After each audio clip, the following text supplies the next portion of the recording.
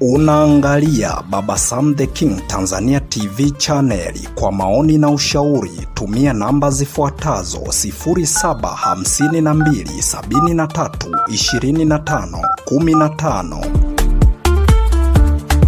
Baba Sam the King.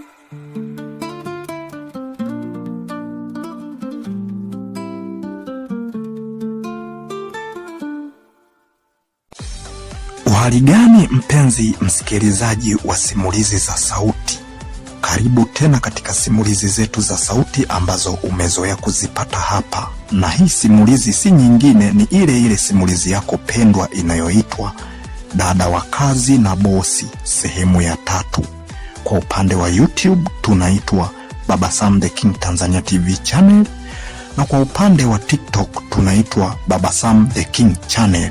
Kwenye YouTube tunaomba subscribe, kwenye TikTok tunaomba follow, like, share, comment ili tuweze kupata mchango wa mawazo yako.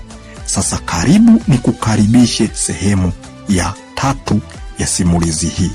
Tunaanza kujikumbusha sehemu tulipoishia.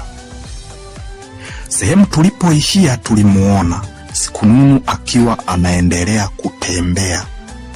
Anawasaka marafiki zake au watu wake wa karibu ambao anawajua kwamba wana ndugu zao mjini, yani kule maeneo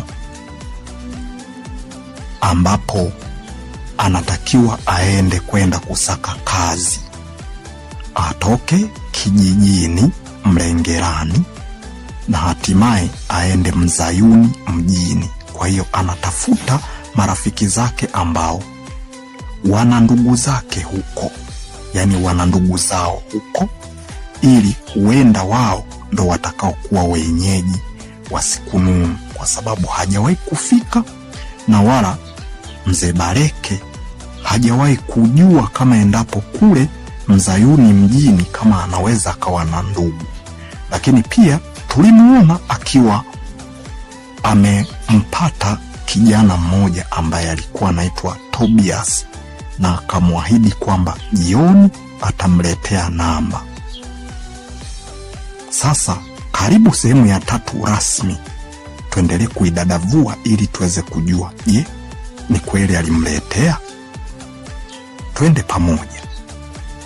Baada ya hapo